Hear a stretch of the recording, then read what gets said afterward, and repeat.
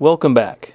Today we find ourselves looking for Nevada State historical markers numbers 81 through 85. Our first marker in this series brings us back to Reno. Located across from the main entrance to the University of Nevada, Reno, on the corner of East 9th Street and North Center Street, tucked under a large pine tree, will be our first marker. Marker number 81, Grand Army of the Republic Tree.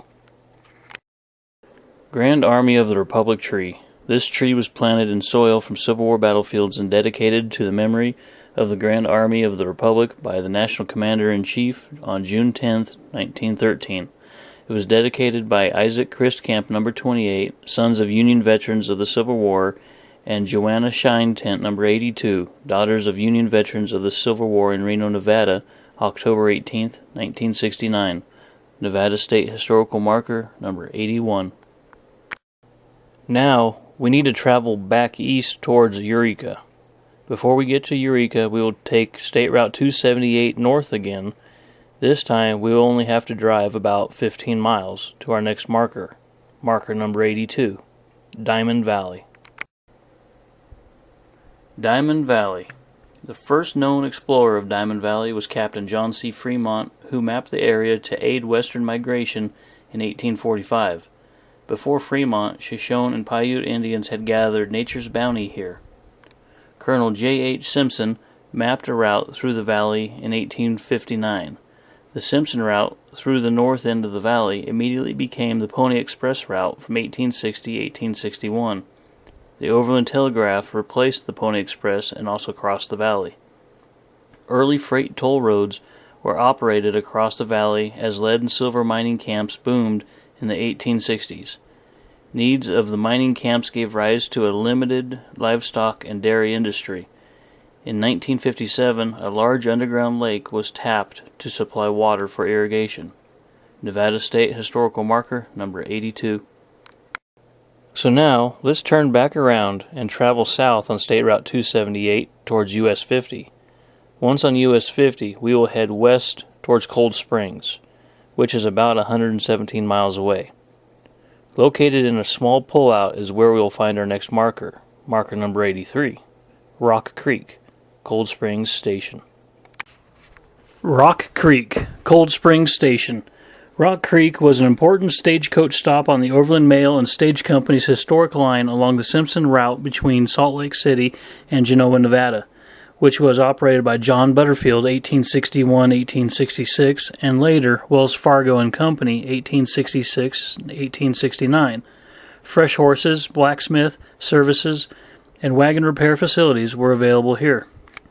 The Pony Express constructed the Cold Springs Station in 1860 on the Sagebrush Bench eastward across the highway. To the north are the ruins of a telegraph repeater and maintenance station which serviced this segment of the transcontinental line, which was completed between Sacramento and Omaha in 1861. The line was abandoned in August 1869. The coming of the Transcontinental Railroad and its parallel telegraph line along the Humboldt River to the north spelled the demise of both the telegraph line and the stage route here. Nevada State Historical Marker number 83. So let's turn around and head east on US 50 for about 202 miles. Once you pass through Ely, keep traveling north on US 93.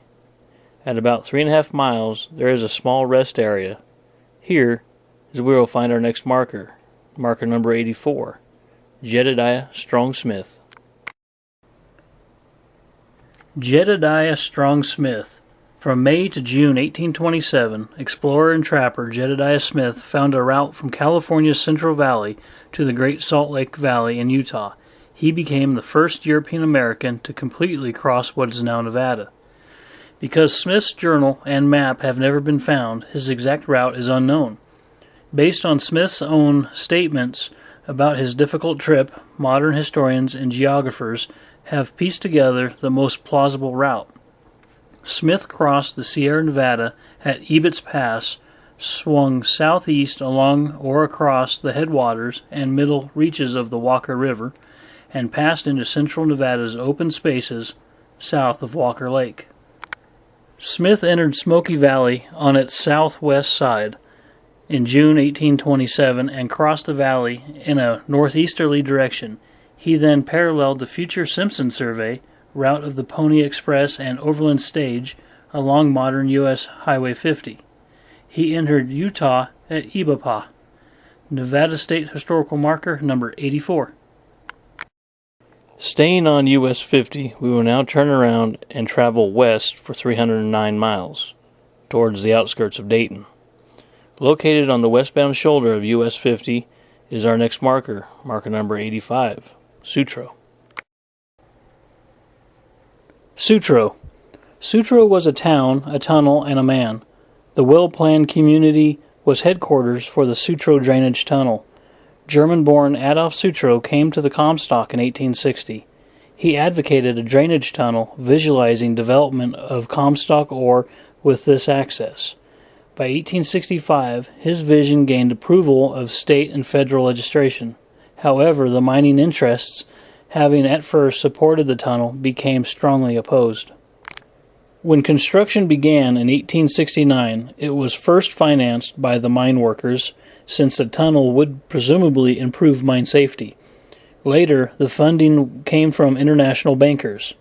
Miners completed the main tunnel in 1878 and then extended lateral excavations providing drainage, ventilation, and access to many Comstock mines.